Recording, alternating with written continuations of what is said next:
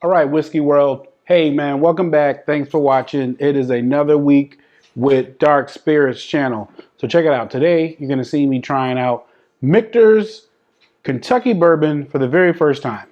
All right, so before we do anything, as has gotten to be the custom, I like to open up my bottles first, and then I kind of do my talking about it because I found that gives it a chance to get a little air in it and breathe for a second before we start getting into the tasting and everything else. So let's go ahead and open her up.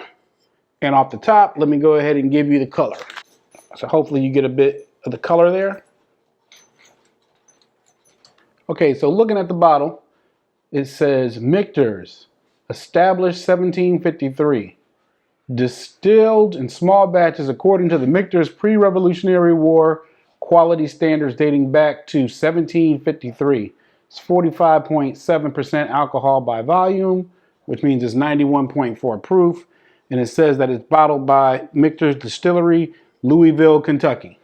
Okay, so the Michter's name I found out came from a combination of two names, Michael and Peter, which were the names of family members of one of the lead distillers at the original Michter's Distillery, which was in Pennsylvania.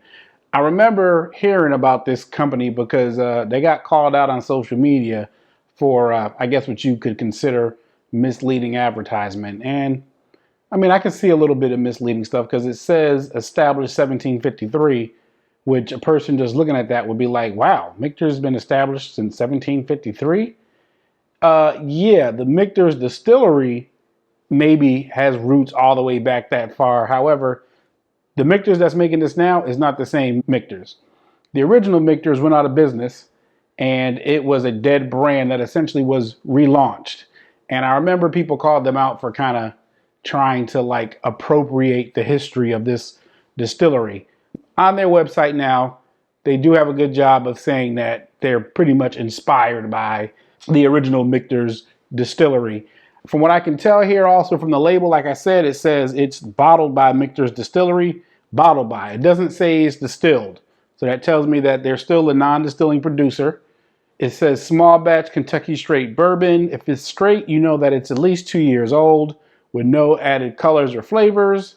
And there is no age statement on this bottle, so we know it's at least 4 years. So we're going to assume that this is probably 4 years at a bare minimum with no additives. That's what it is we know. And for the record, this says Michter's batch number, looks like 19F1044.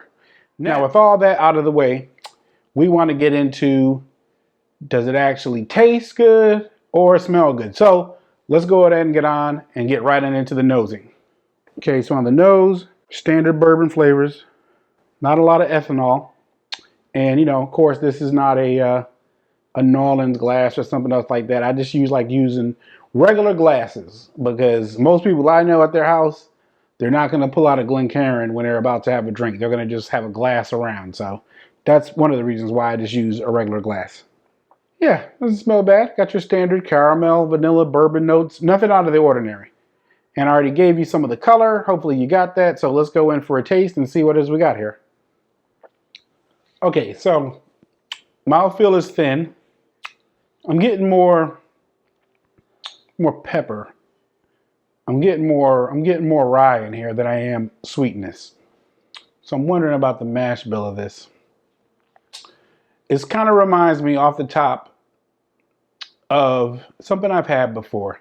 Can't really place it, but initial impression I would say nothing unusual on the nose, but again, this is a neck pour. A lot of times you got to open it up. Taste wise so far, okay.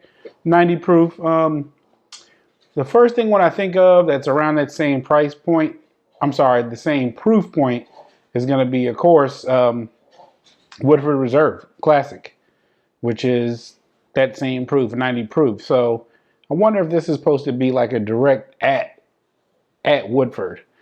Nothing really exciting here to talk about. Nothing really exciting on the nose. Nothing really exciting on the palate. The finish is quick.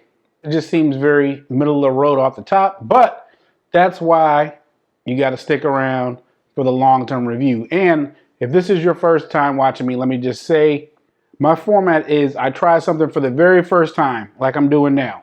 just to kind of give you my raw, unfiltered reaction. Then I'll come back, later on and give you my long-term review. So the initial reaction to this is, yeah, it's okay. Nothing really to write home about. I'm gonna go ahead and let some air get in it. 90 proof. This is like a daily drinker, so I'll be able to try this out with a couple regular meals and stuff, and just see how it holds up. But yeah, so far not bad. I guess I'll see you guys on the long-term video, whatever that's gonna be. Thanks for watching. See you next time.